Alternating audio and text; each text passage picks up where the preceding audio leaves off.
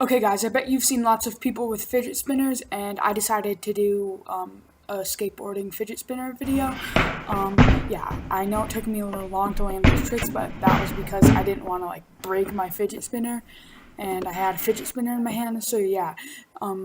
Thanks for watching, subscribe, like, and I'll see you guys soon for a new video. Peace out.